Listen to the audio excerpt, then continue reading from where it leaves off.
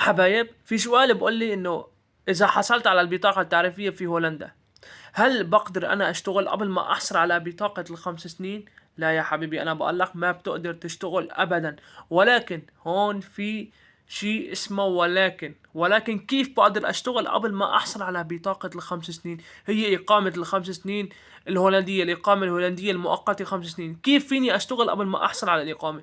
انت قانونيا على 6 شهور، بس صار لك 6 شهور في هولندا ومعك هي البطاقة التعريفية، وانت ما حصلت على الإقامة الهولندية في هولندا، بتحسن تقدم على شيء اسمه BSN. هذا الBSN اسمه الرقم الوطني. يعني انت بس قدمت على الحصول، انت تلقائيا، يعني انت بتدخل على السيستم لازم تحصل عليه، قانونيا لازم تحصل عليه. هلا بسبب الضغط ما عم بيعطوه للناس الا لبعد الإقامة او قبل الإقامة. الله العليم، حسب، في ناس بتحصل عليه على السنة، في ناس بتحصل عليه على 8 شهور، في ناس بتاخده على 6 شهور. كيف؟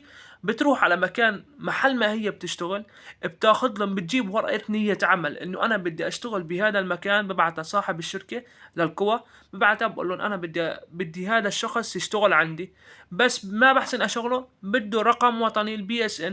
فانت بتاخد هاي الورقة للقوى، وبرفعوا اسمك وبيبعتوك على تير ابل وان كان على بودل، مشان تاخد الرقم الوطني الBSN. انت بس حصلت على الرقم الوطني، بإمكانك تشتغل تمام، بتطالع الإنخي حساب البنك، وبتقدم على شغل، وأمورك بالسليم قبل ما تحصل على إقامة ال5 سنين.